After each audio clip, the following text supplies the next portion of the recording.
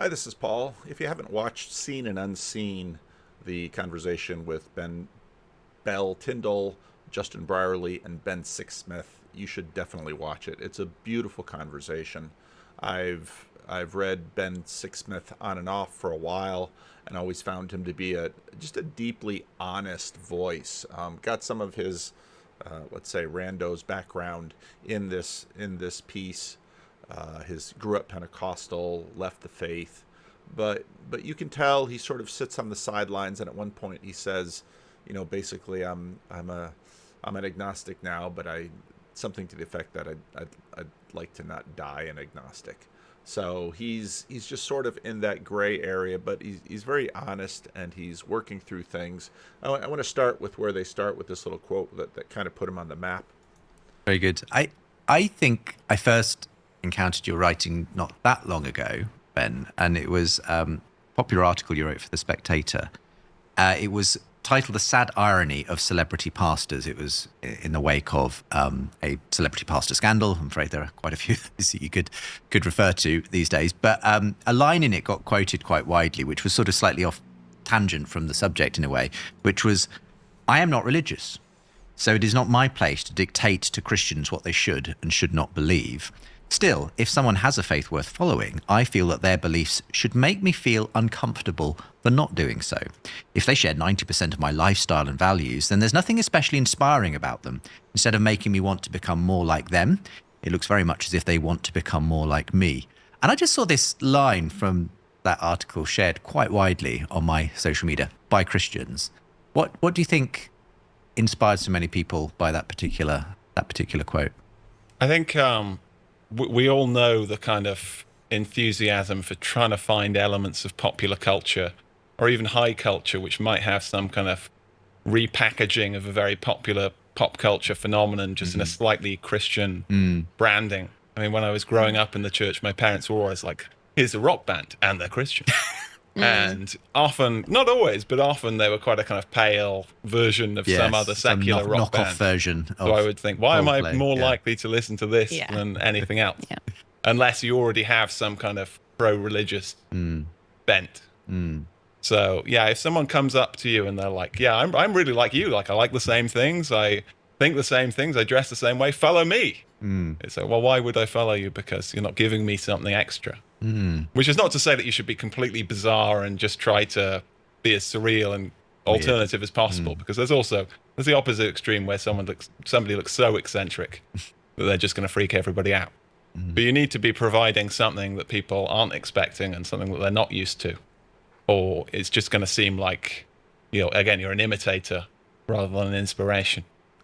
I mean, Now, in this conversation, they're going to get into a bunch of steep slope stuff, because you've got Tom Holland, you've got Paul Kingsnorth, you've got Martin Shaw, keep Christianity weird, but also you're going to deal with this question of then civilizational Christianity, and the Ayaan Hirsi Ali video that I made that basically said, well, atheism was sort of like AIDS in that if I said AIDS, maybe I'll get that little thing under YouTube again, in that it sort of wiped out the immune system of a civilization and let other things come in. And at one point in this video, Sixsmith, I think, really has a nice answer to that. And so again, because I am really short on time in terms of I'm up against this deadline of getting everything done before I leave. And I know some of you, like Grimgr says, well, then just don't make the video. If I don't make the video will never get made. Well, why do I feel the need to make a video? Well, that's a really good question. Part of me wants to just get this down, because if I get it down, I myself can go back to it and find it and remember it. Because what happens is I bumble along in life, and then it's like, wait a minute. Remember that? Who was that? Oh, I made a video about that. Who was in that video? And then I look on the thumbnails and I look for the faces that I had. It's like, oh yeah, them. So just like leadingchurch.com is sort of my filing cabinet of internet things that strike me as interesting and important. So my YouTube channel is sort of like that too. It's just a chance for me to record this stuff. So I'm going to drop this little piece in with Ben Sixsmith talking about it. But I'd just love to get your read on people, who are kind of toying with this idea of a belief in God, whether they fully subscribe to it, but just as a cultural good, just what's your read on sort of this phenomenon and the fact that new atheism seems to, or is this correct, or do you want to push back on this? It seems to be a bit of in the rearview mirror a little. So, I mean, there are different kind of sub-phenomena. So someone like Mr. Kingsnorth is he's very much discovered belief. As you say, he's had kind of these mystical experiences and it brought him to God. And then there are other people where they're seeing the kind of functional value of faith, but are not accepting the supernatural elements. And I'm sure that some of them will come. Any names you would put in that category? So, Jordan Peterson was a famous one. I think now he's being slightly, I could be wrong because I don't follow his work so heavily, but I think now he is making more kind of gestures towards actual beliefs. Right. This doesn't necessarily apply to him, but I saw a video of Joe Rogan talking about the kind of value of Christianity fairly recently. He just sort of said, we need Jesus or something, but he was talking about the cultural value. Yeah. And I think there will be people for whom that's a kind of intermediary stage. But I think there are other people for whom it's kind of expressing a hunger for something that they're never going to accept.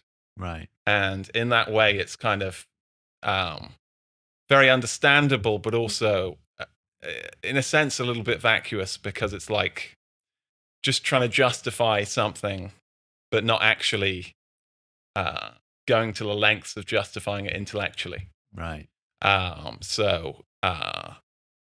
If you do say there's no God, I feel like you shouldn't say, but let's just act as if there is God. I think that's kind of betraying that's interesting. part of our humanity, as I say. And I also don't think that people will find it very compelling in the long run. I mean, the reason that new atheism died wasn't fundamentally because people disagreed with them. It was just because people started to find them a bit embarrassing. Right. Really? And why? if we just because they were very one note, like if you bang on about the same thing for long enough, people are eventually going to go, I'm bored of this. It's like if you play the same kind of musical style. Yeah. People eventually say, this is tedious. Yeah. And they were very aggressive as well. And I think people just began to realize, I don't believe in the whole God thing, but it just doesn't matter that much. Let's all just relax. Right. I mean, but for me, that there was also something else going on, which was it kind of imploded internally. There was all these cultural stuff that came, and once they'd agreed that God didn't exist and religion was bad for you, basically they couldn't agree on anything else, and it all turned into this infighting, which to me is kind of linked to why some of these interesting agnostic secular types are now reappraising the value of religion, because I think they've realized, well, we're kind of inherently religious, if you like. We're always going to put our faith in something, if you like.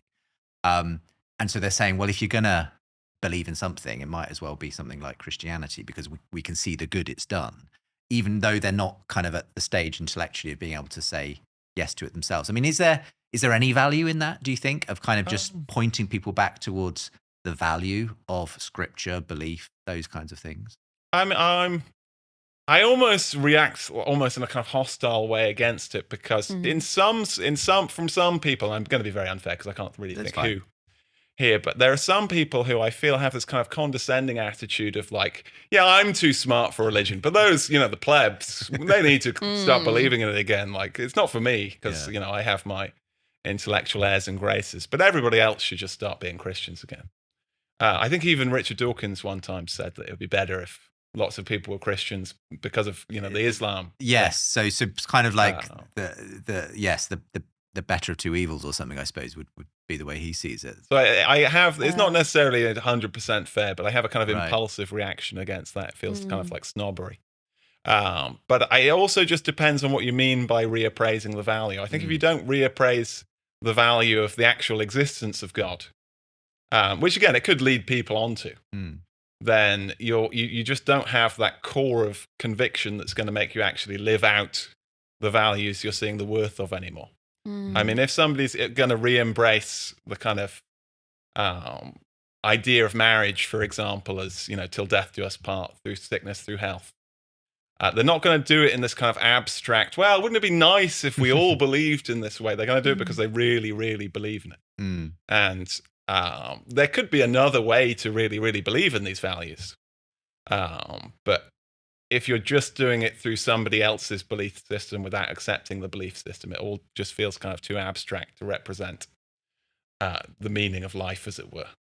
It just looks more like if I'm sick and I'm like, well, wouldn't it be nice to have this medicine? I'll just take a placebo and pretend it's the same thing. Yeah. I mean, just to push back ever so slightly on that, I have heard people say, I really struggled to get there intellectually, you know. And, you know, I think many people do, you know, people who would call themselves Christians live in somewhere in this, you know, tug of war of faith and doubt and everything. And I've heard people say what I needed to do was just kind of start, almost pretending it was true. Like I tried praying, even though I'm not sure I believed that I was actually praying to anyone. I started going to church and saying the words and doing the things. And sometimes it was entering into it that actually enabled them to kind of, there's the way that one person has described it is it's like when you physically go into an old church, it looks sort of rather opaque and, you know, threatening from the outside. But when you go inside, maybe those stained glass windows, suddenly you see what they are from the inside and it makes sense. So is there an argument that maybe it is important to kind of almost fake it till you make it in some ways to, you know, if you're not necessarily going to believe in God before you kind of start to act it out? Yeah, that's a good point. There's a great author called Jacob Phillips who wrote an article about how he kind of started going to church and through the practice embraced the belief. So I guess it depends on how substantial one's reappraisal of something is. I mean, when I live in Poland, and when I first moved out there, I began to consider myself a kind of cultural Christian because I could appreciate the aesthetics and the tradition. But that was very much in the sense of walking past a church and thinking, wow, that's beautiful. Wonderful. I really appreciate that. I'm and then, glad it's there. Going on to the bar. Whereas there's a difference between actually going inside the church. Sure. But then I feel like once you're going inside the church, you're probably open at least to the idea that the actual you're on a the search. Belief system could be true as well. I mean, if you can't take confession sorry, not confession. You can't take the Eucharist, take the communion, and not believe in some sense. So you must want to believe in some sense. Yeah. Now, what I really liked about that was, again, at this whole conversation, just how honest he is. He's not putting up a show. He's telling us exactly where he's at, who he is, why he isn't practicing. So okay, you walk by a church and oh yeah, that's pretty. I'm glad it's there, and then off to the bar. Now, the same day that this video came out with Peter Hitchens and Elizabeth Oldfield. And this was a tremendous conversation. A couple of you sent me this conversation and said, you're going to like this. And yeah, you're right. I did like it. Part of it is because Peter Hitchens is just so disagreeable. I mean, he is just so completely disagreeable. But of course, there's a degree of, as long as it's not being directed right at you, like Alex O'Connor getting up and walking out. He's just who he is, and I find that absolutely lovely. He would probably be annoyed by the fact that I find it lovely, but he doesn't know who I am, so we're all good. But and what was part of the most fun of this conversation, well, I actually listened to it, and maybe I'll just play the end of it because I really want to see it, because I listened to it on the levee this morning. Asking, so the phrase I would naturally use is about the spiritual landscape. But when you were writing this book, I know, I thought it might not be to your taste. This book, you are arguing really against the New Atheists, which were very live at the time, and tracing this kind of 20th century, you talk about the... Now, what's also kind of fun about this talk is, part of the reason I play these clips is because if I if I just go through the clip like I usually do, I know I'll interrupt it 100 times, and the people that annoys have already left the channel, and the people who really like it are still here, and you come for this. But I just don't have time to interrupt all of these good people all the time. She picked up this Rage Against God book. Let's see, when was this? This has been out a while, 2010.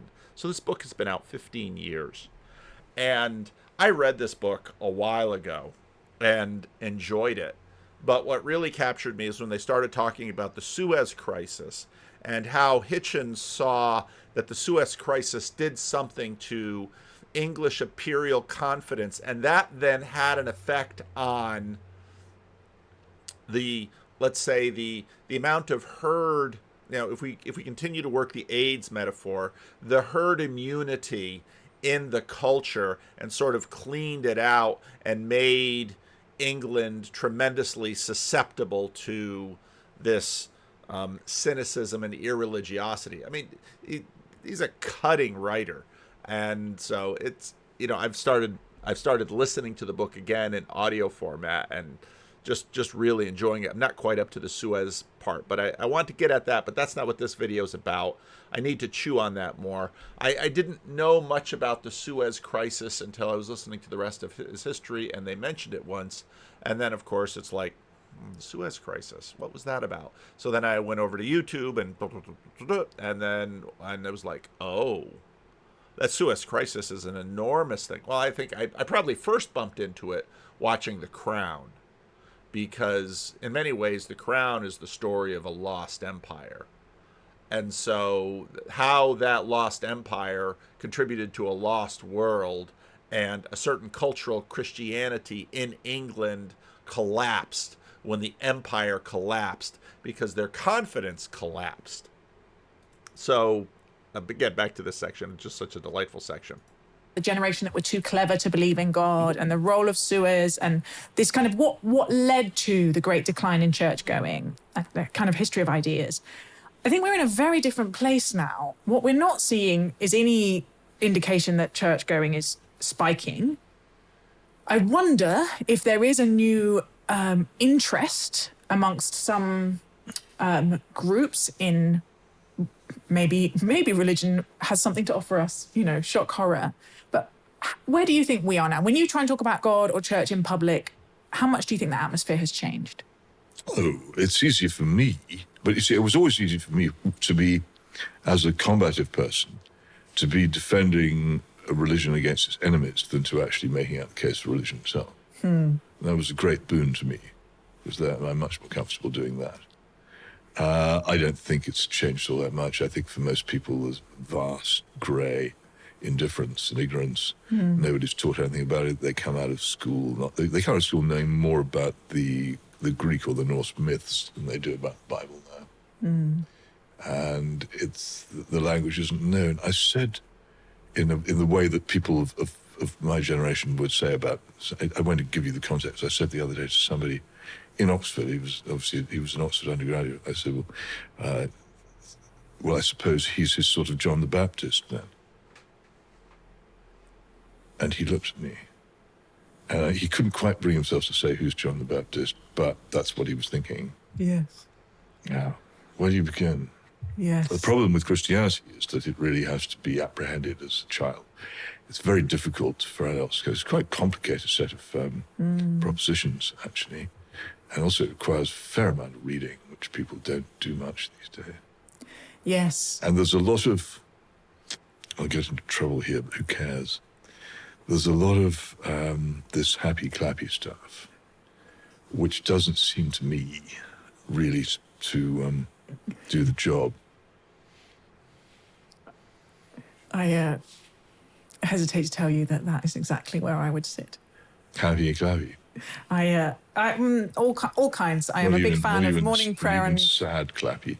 Sad clappy. Yeah, I have a good week. Quite often lying on the floor, rolling about. Go back to my conversation with Elizabeth Oldfield and just listen to her story. And now, what's so delightful is compare and contrast this with the Alex O'Connor conversation, because, I mean, Elizabeth is sweet and charming, and he's not going to get up and walk out, but this is just too much fun. Rolling about. Having a nice trance. Yeah. Speaking in tongues? Speaking in tongues. Okay, well, shucking it. Please go ahead. We could pray together now if you'd like. No. Peter, there are so many. Let's not. Let's not pray together. There are many more things I could talk to you about. It was too delightful. It was too funny. Anyway, I should get to the part of the video that I intended to play, because it really does sort of. It's fun to take this conversation and put it next to the Sixsmith conversation. Part of it is because everybody here is so English. They're so English. And what's been... I shouldn't talk about this. So this church that I preached in is looking for a pastor, and they're like, would you consider coming to England? And, of course, if I didn't have, all kinds of dozens of reasons why it's a bad idea, I would love to go to England and pastor a church for a number of years. It would be so much fun. I mean, just because I love culture and I love cultural engagement. There's a point. I'll have to find this. He takes that sublime claim and says, so many people surround it with all this sort of stuff that becomes so familiar and domestic that we forget how weird this kind of central idea is that of God become flesh. I mean, forgive me for the personal nature of some of these questions. Justin Brierley. I mean, it's so funny when he, forgive me for the personal nature of some of these questions. It's so English. He because of course none of them want to talk about their personal stuff. And Peter Hitchens is the most. He's like, I'm not going to talk about this stuff. And every now and then, Elizabeth Oldfield will get up into something where it actually get into details of her life. Because, of course, she does stuff like me. I mean, she starts drilling into the details. I'm not going to talk about this personal stuff. This involves other people. And, of course, all that is right and good and well. But, there are a few things that I should really just kind of clip and make branding out of. And that is Justin Brierley, because, I've seen him in so many interviews with these English and Brits, and they're talking about this and they're talking about that, and he's just they're just evading and avoiding all of the personal details because all out here, and forgive Ben, forgive me for the personal nature of some of these questions, Ben, but I'm gonna do it anyway. I'd be fascinated. What is your answer, where you stand now as an agnostic to that question that sorry, just flinging my pen around, to that question that Miroslav Volf and others were asking, which is what is the point of life? I mean, is there an answer to that question from where you're sitting now as an agnostic? No, I mean, I wouldn't like to have, I think it would be arrogant for me to say, I know the meaning of life, and everyone should kind of adopt my way of looking at it as well. We Americans, we have no such hesitation. It just blurt it out. Isn't to say that that's the best thing to say as well, but as an agnostic, you can't really say anything else. It would be dishonest to pretend. You look at the Humanist UK website, they have lots of people saying, this is the point of life, that's the point of life. You don't have to believe in God to have a point of life, So do you just think that that's not a direction that you... I hope you don't mind me getting personal, but could you please just... We'll play a little music, and I'll have a little altar call, and... Justin just cracks me up. All right, focus. See, this is... I start going down this road, and lack of self-control, lack of focus, ADHD, I'm off in different directions. Before you know it, ducks eat bread. I made clips so I could be focused. I'm working on it.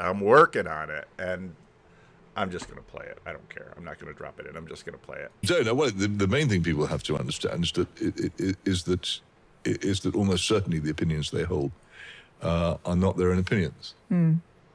The great Jonathan Swift's law, you cannot reason a man out of a position he wasn't reasoned into in the first place. I know this. Yeah. I've tried. You can't do it. And not many people have. How do you think people come to their opinions? They pick them up. They pick them up less and less from their parents, more and more from, certainly in the years when I was growing up, from television. It's the national sense of humour, which is now almost completely uniform, was provided by television, as far as I can see. Right. I don't actually find a lot of it particularly funny, but they do, and there you are.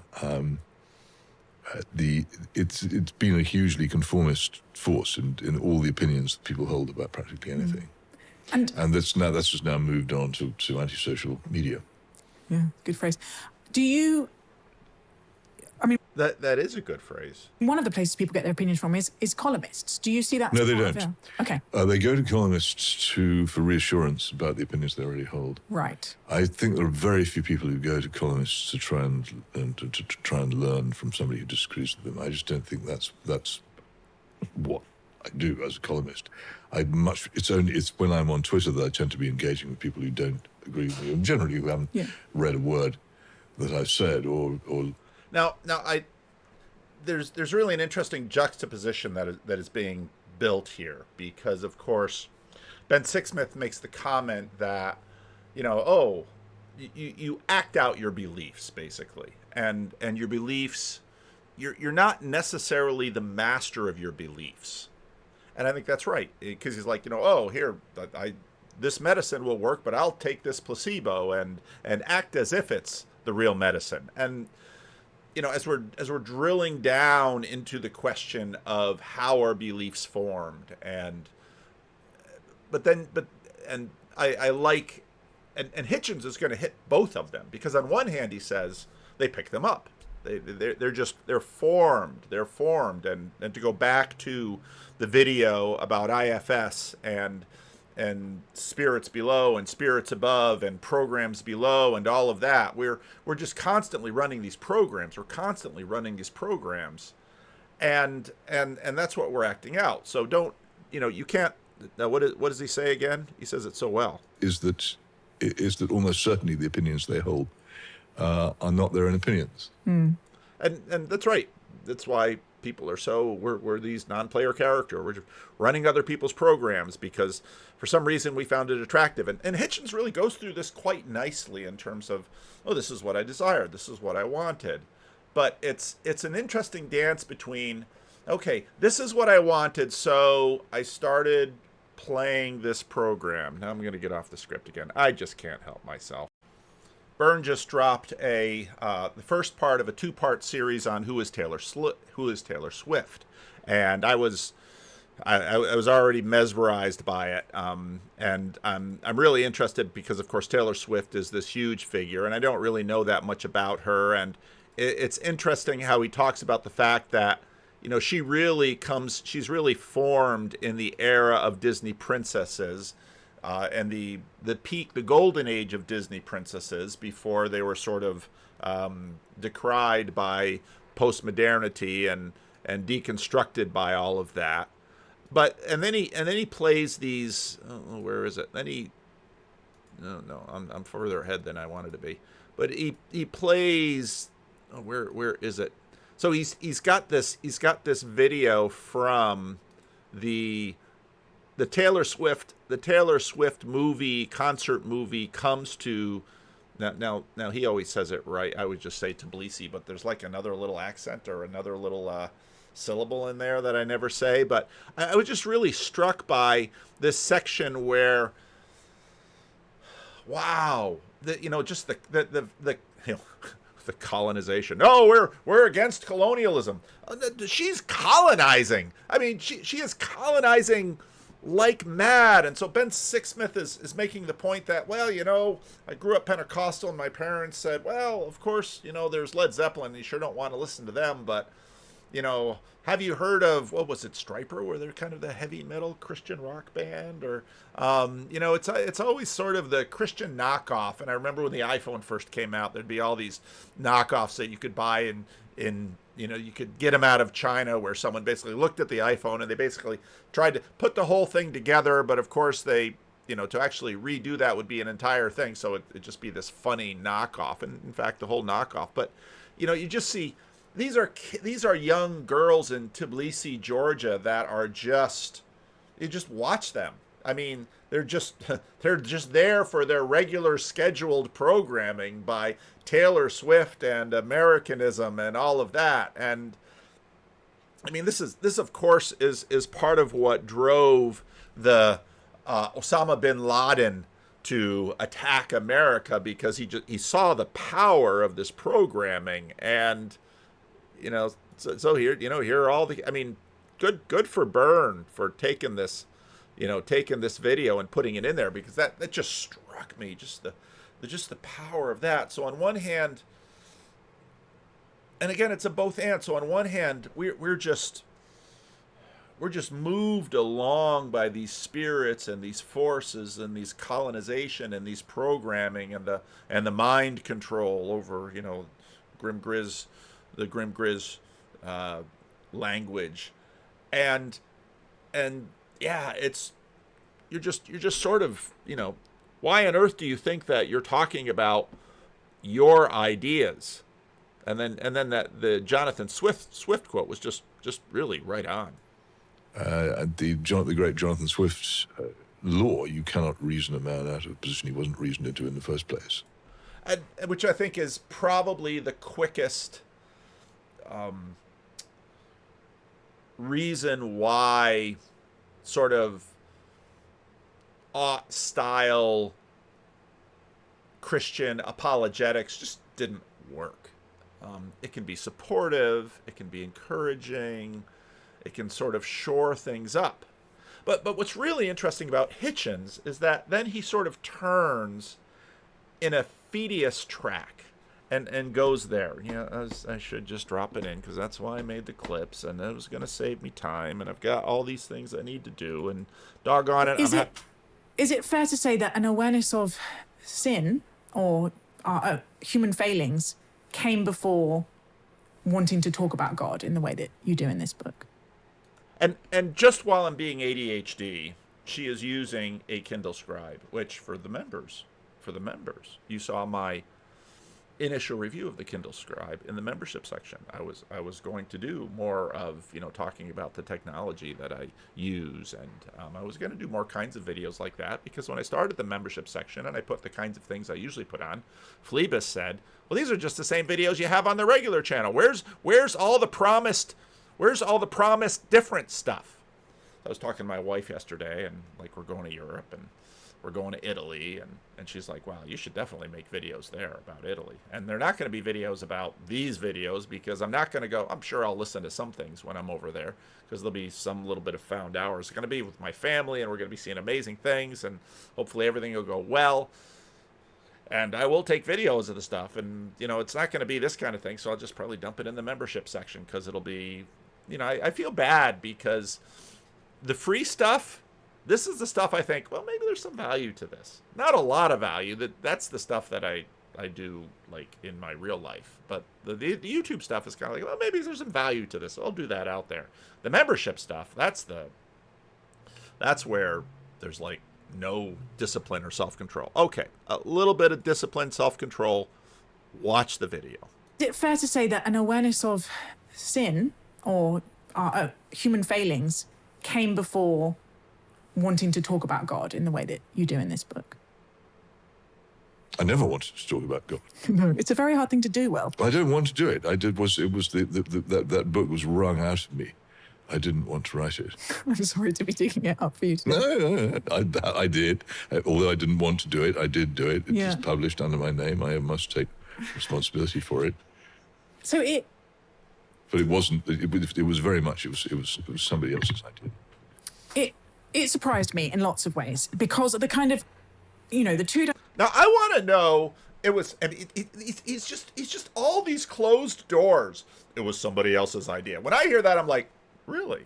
Please tell me who's got the key to all of these doors to make you, Peter Hitchens, one of the more disagreeable people. And believe me, I am surrounded by disagreeable people. If you want to know the personality profile of people in this little corner, there's a whole bunch of you that when you took that Jordan Peterson's test, you scored 0 in agreeableness. I know, because I had a ton of them here in the Jordan Peterson meetup. And when I talk to you, yeah, there's a ton of disagreeable people out there. This dude is the king of the disagreeable, and blah, blah, blah, blah, blah. Somebody else made me do it. So please tell me how, please tell me who and how someone can make you do things. That to me is so interesting, but Elizabeth's going to stay on track, unlike me. I mentioned portrait I had was of, Christopher Hitchens, your brother, new atheist, banging away at that cause. And then you on the other side, the title even, just like going toe to toe on the intellectual arguments for and against God. Your first chapter is instead very much closer to the chapter I have written on God in the book I have out, which, given our different tone and positioning, I wouldn't necessarily have expected, which is...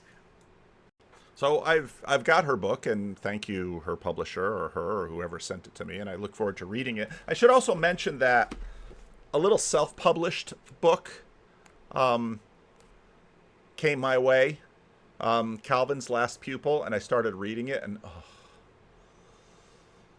he's a little bit older than my kids, and it's from Rochester CRC, where I'm sort of waiting to trying to figure out.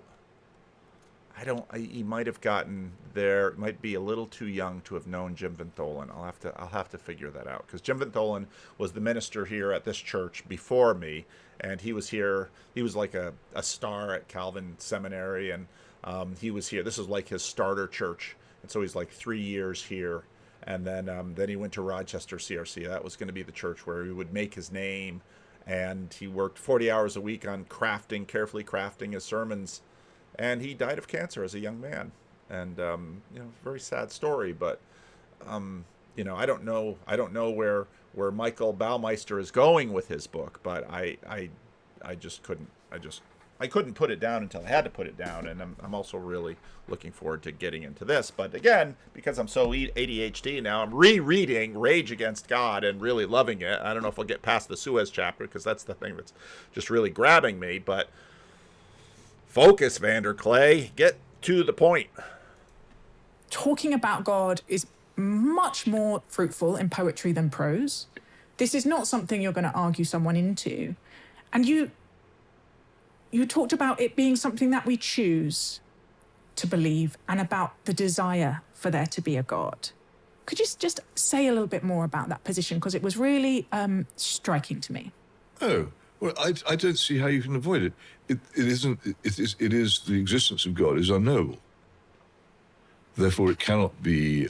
You can't attain an opinion on it through research or through knowledge. So there is only one way in which you can reach an opinion on it, and that is through choice. And choice is almost always driven by desire. It's not a complicated thing. I find that atheists object very strongly, with the exception of Thomas Nagel, whom I mentioned, to this formula, because they know perfectly well what I'm saying about them. And why would you want the universe to be a vast cosmic car crash with no reason for existing? Wow. That's... Yeah. And no purpose for continuing to exist, in which everything you do is judged only by its immediate observable consequences. Why would you want that? It doesn't take much intellectual candle power to work out what I'm saying about atheists, does it?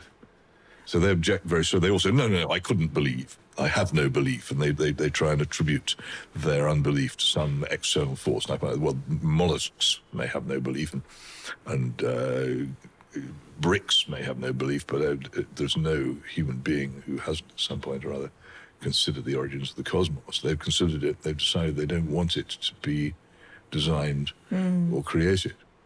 Yes, you quote Somerset Maugham early on in that season where you're a kind of rebellious teenage atheist of Now, Somerset Maugham, I loved. I saw the movie The Razor's Edge when I was in college, and I loved it with Bill Murray.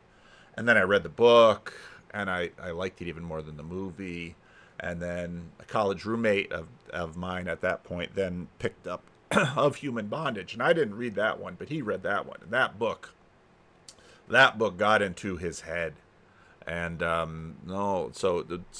had forgotten that Somerset Maugham is in Hitchens' book. Wanting there not to be a God because It liberated allows him. license. Liberated him. He was fantastic. The book of Human Bondage is extraordinarily frank about that. Yeah. Maugham had many drawbacks, but he also had many strong qualities, and one of them was a severe honesty, I think, about himself. Yeah. And that plainly, of Human Bondage, is plainly autobiographical, and that moment which he describes plainly happened to him. Yes. And I guess I'm wondering then, having had a season of presumably not wanting to be there to be a God, what changed and made you do want? That's a terrible sentence. What changed to make you desire there to be a God? As I say, you can't. You find there are other things in life than your own immediate pleasure and satisfaction and ambition. But as I say, I cannot. And that's exactly where Peterson's going now, because Peterson's basically saying, without this, you just give in to your immediate desires and ambitions. Will not go into the personal details of that, even if I wanted to. All right, we're back at the locked door. But of course, listening to this, I'm going to drop the portion from Richard Dawkins and Ayaan Hirsi Ali in here, and I'm going to drop that one in here. But I do want to get to the other thing that this reminded me of. Well, I must say, I've never met a vicar that I didn't like. I mean, they're always very, very nice people. Yeah. But nevertheless, the stuff they believe is obvious nonsense. And you have to take the whole package, because, I mean, you talked about Jesus rising from the dead. You don't believe Jesus rose from the dead, surely? I choose to believe that Jesus rose from the dead. You choose to believe it? Yes, and that is a matter of choice. And it's a matter, I think it has to go back to, is there something or is there nothing? And I think you start with, there is nothing. And yes, for years I agreed with you, there's nothing. But if you come round to the idea that there might be something much more powerful than we are, something that caused everything else, then something like Jesus rising out of the dead, or these other miracles, Jesus being born out of a virgin, for that higher power is not a big deal. But again, it's a matter of choice, and it is just different planes of perception. And I think here, on this plane of perception, having been a former atheist, I don't think this is something we're going to resolve tonight or agree on right now. Well, and so that is where I think it's perhaps more interesting, even if you choose not to believe, to say, let's at least talk about the value of Christianity for today. I look at these universities, the most illustrious universities of the West, and you've all shared with me images of young women draped in keffirs, the symbol of Hamas, performing the Muslim prayer.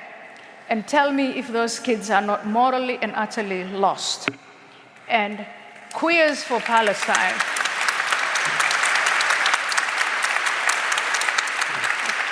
So while you and I and Stephen Pinker and all of those wonderful people were locked up in our ivory towers, let's ask ourselves what was happening on the ground, because in the last 6 decades, we pretty much demonized Christianity and the teachings of Christianity out of the public space, out of school, out of universities.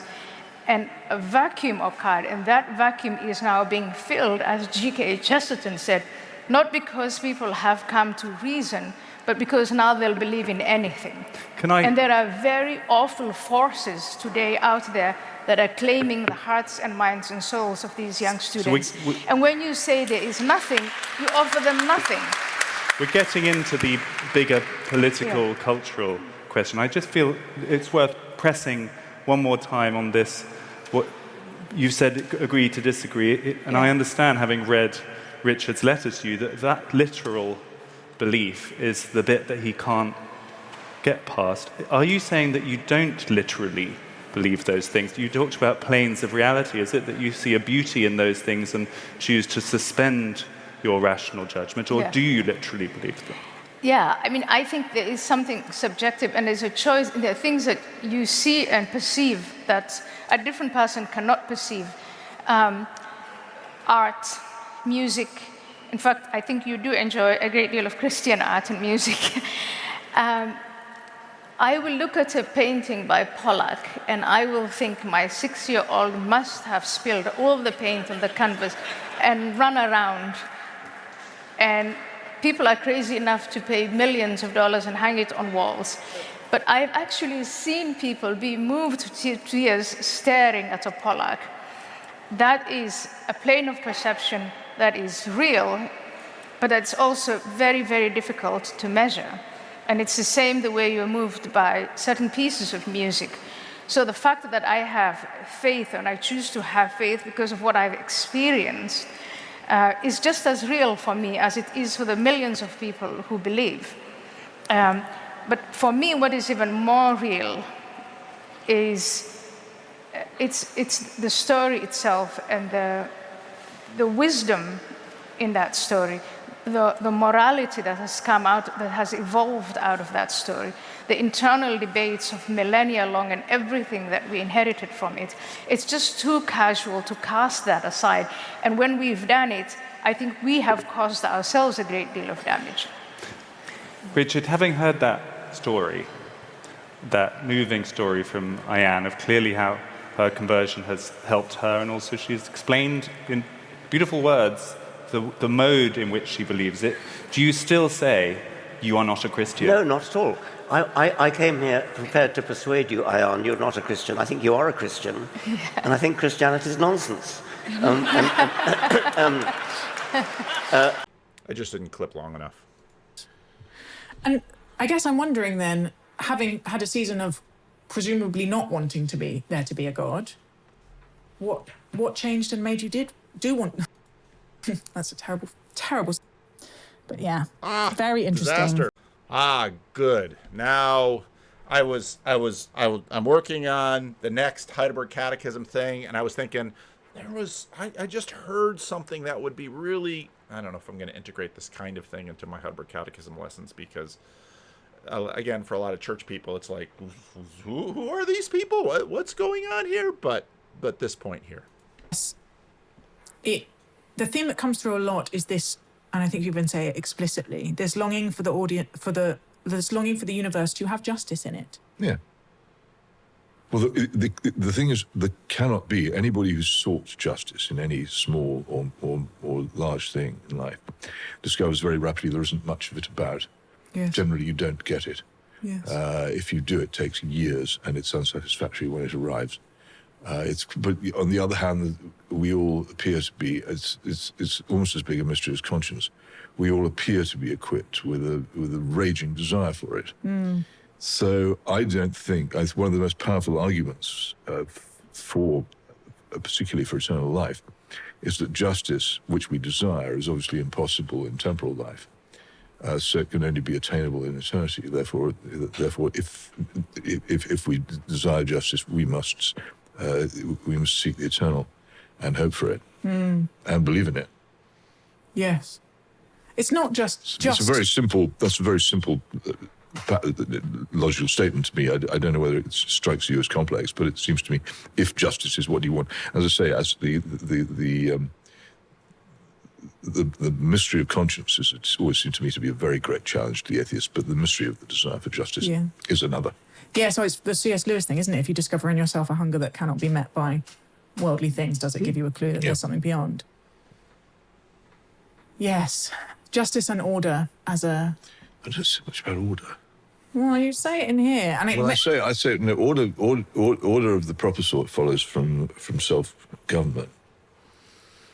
Say more, if you're willing. Well, I think it's if I had a utopia, which I'm not allowed to have because utopia is blasphemy, it would be a society governed by conscience. But what you could certainly have a society more governed by conscience than the one we have now. Yes. I know that because I lived in one.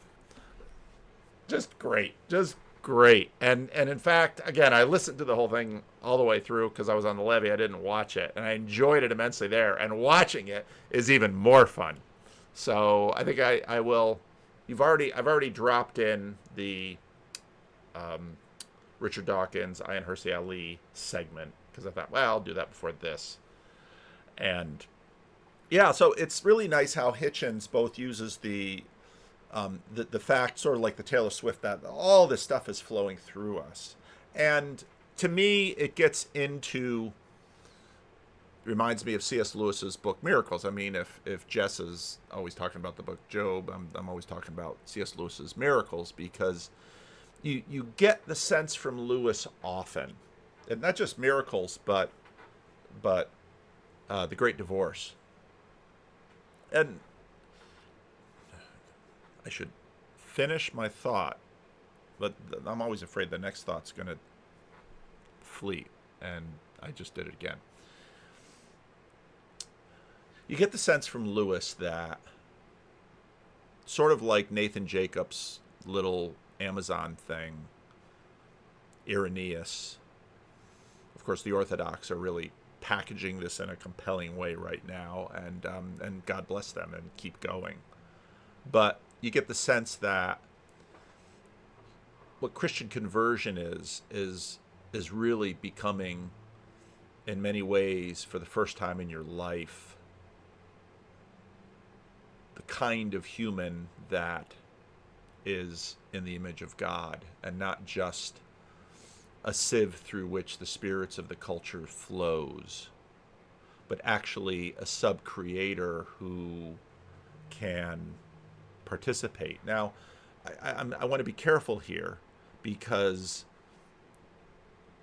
I just said something quite, I'll say, in the same way that Hitchens is sort of working on both sides of this thing. I said something very antithetical right there.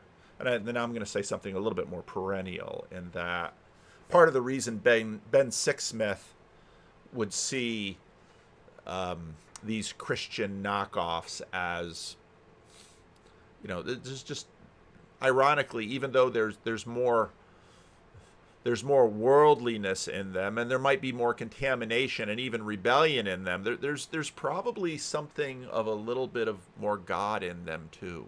And this is part of the mystery of redemption.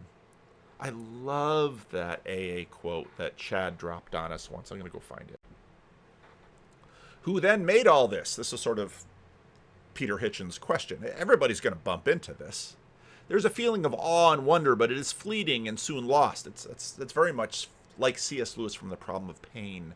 We, of agnostic temperament, have had these thoughts and experiences. Let us make haste to reassure you. We found that as soon as we were able to lay aside prejudice and express even a willingness to believe in a power greater than ourselves. So there's this desire, this drive to believe, and with Jordan Peterson's self-authoring program, it's both reaching for something and fleeing something. So Jordan Peterson has you write both the life you've always wanted and the life you're desperately seeking to avoid.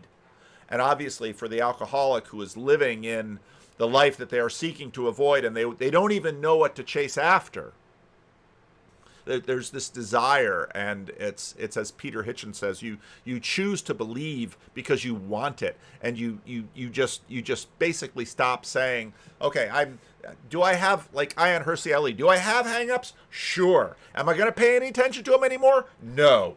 If I got to be a Phidias and have all the imagined truth seekers out there scoffing at me, scoff away, because I need this so bad.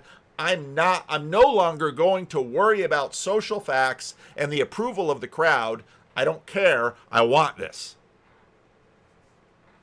We found that as soon as we were able to lay aside prejudice and express a willingness to believe in a power greater than ourselves, we commenced to get results, even though it is impossible for any of us to fully define or comprehend that power, which is God. Much to our relief, we discovered we did not need to consider another's conception of God, at least probably not right away. That, again, they almost all will go there at some point, because it's like you can't start down that trail and not keep going. Our own conception, however, inadequate, was sufficient to make the approach and to effect a contact with him. And again, it's so cool because in this right in the middle of their seen and unseen, Justin drops an ad. Culture, trends, and current affairs, GodPod is a deeper dive into theology and faith, hosted by Graham Tomlin, Jane Williams, and Michael Lloyd. You can find... That was one of the first podcasts I ever listened to. I think I found it before. I don't know if I found that or Unbelievable first, but Unbelievable was one of the first podcasts I ever listened to. And then I started listening to GodPod. And that's the first podcast that I ever reached out to, because I sent them an email. And I asked them, I don't know if I had Gmail back then, but I basically asked them, I said, hey, what do you think about when children in Miracle of 34th Street, of course, the story goes that children are always, they're writing letters, they're writing their Christmas list to Santa Claus, or I suppose Father Christmas, for those of you who live on that funny little island out there in the North Atlantic.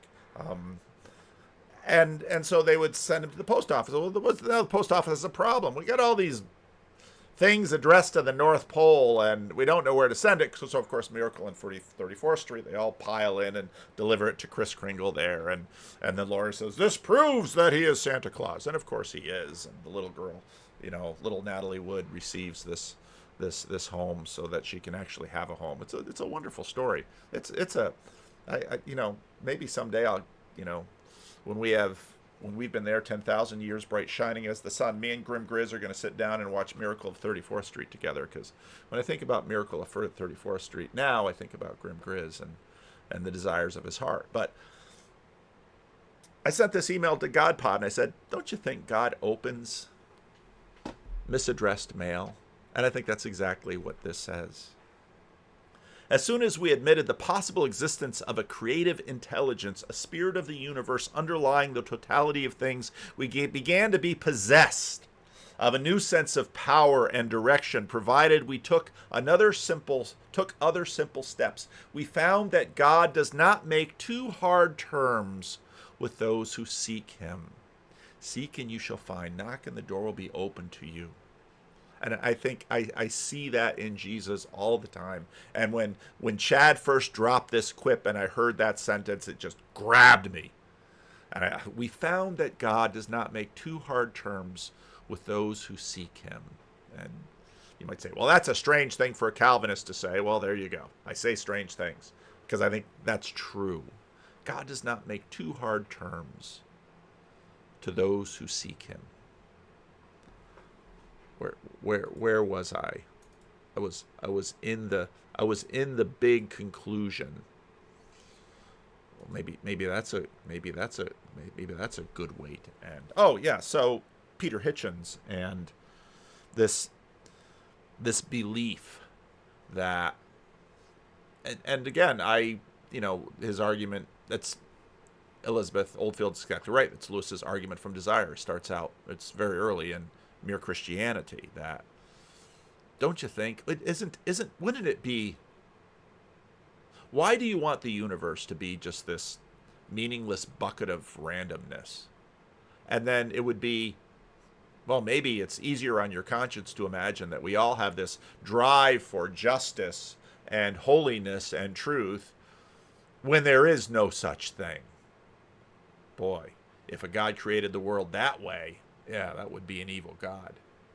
But what if, in fact, there is justice and truth? There is such a thing. And that this God is found that he does not make too hard terms for those who seek him. That's good stuff. All right, I'm done. I got to now remember to drop the little videos in that I promised I would drop in. Will I get them all? Hope so. When will I release this? Should I release this Friday morning or should I hold on to this for Monday? I don't know.